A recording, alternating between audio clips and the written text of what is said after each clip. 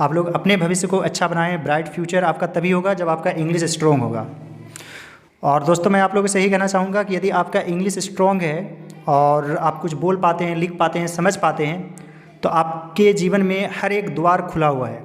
आप कामयाबी ज़रूर हासिल करेंगे।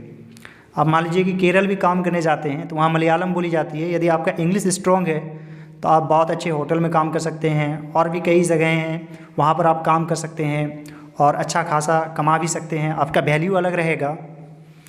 और ऐसा नहीं है कि पढ़ाई के बाद सरकारी नौकरी लग ही जाती है।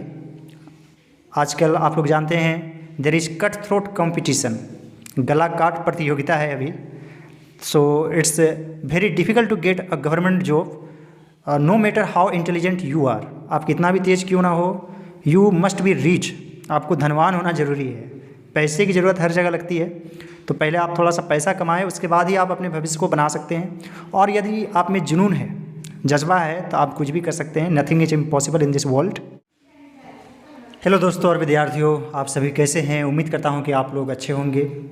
और दोस्तों आज मैं आप लोगों से बस कुछ बातें कहना चाहता हूं। दोस्तों किसी भी व्यक्ति की सफलता के पीछे उसका जियोग्राफिकल एरिया यानी कि भौगोलिक क्षेत्र काफ़ी मायने रखता है।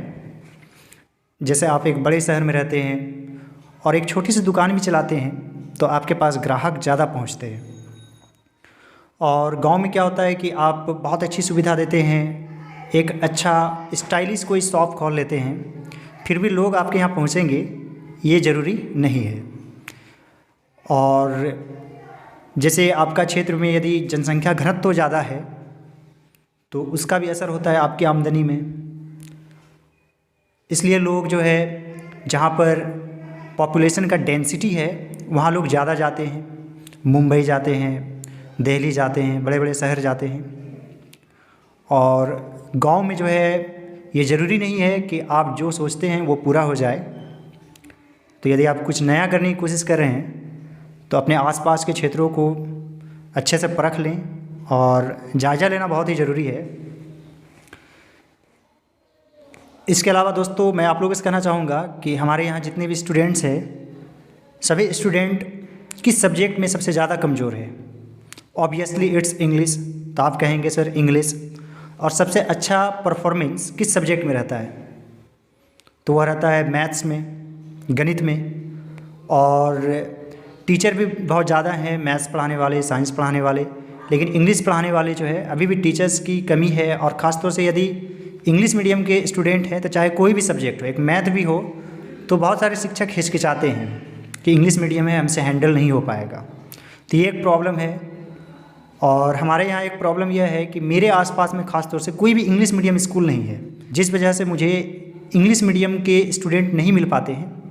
उनके लिए मैं एक बहुत ही अच्छा टीचर हूँ जो इंग्लिश मीडियम में पढ़ते हैं। But unfortunately there are no private schools और English medium schools in my surrounding, in my area. So that's very unfortunate.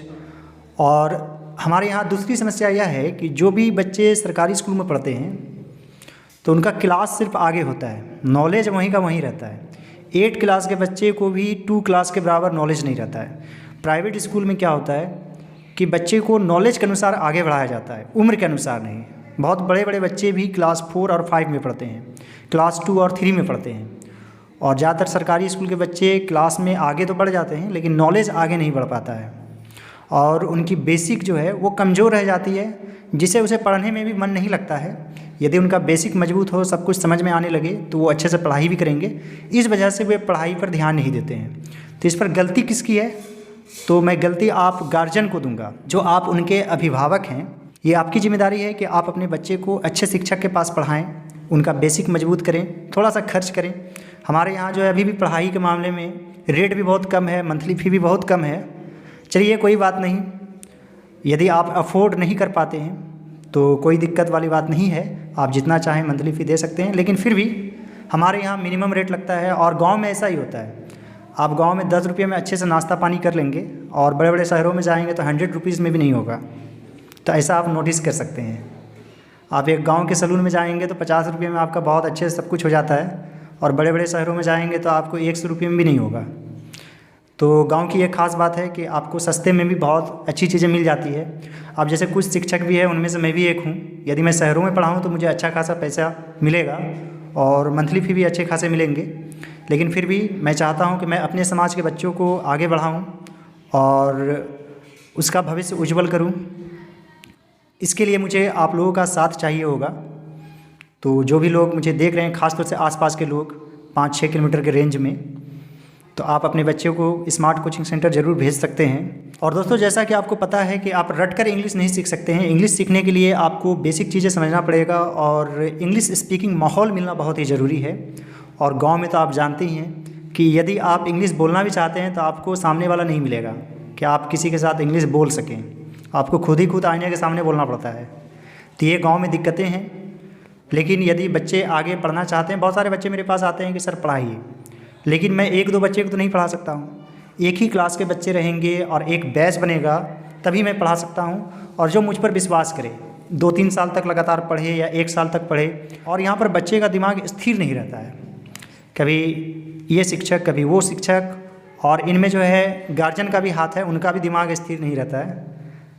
तो आप जो है किसी एक शिक्षक के पास ही पढ़ाइए, अच्छे से पढ़ाइए।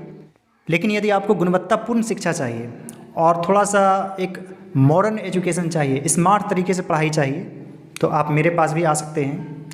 मैं ये नहीं कहता हूँ कि I am the best, but I am one of the best. इसका मतलब ये हुआ कि बहुत सारे अच्छों में से मैं एक अच्छा हूँ, ये नहीं कि मैं सबसे अच्छा हूँ। I am one of the best teachers in your area, और आपके क्षेत्र में, particularly in English. And from this particular place I am reaching the whole world. So far I have reached 17 countries of the world from this village. So you can imagine this.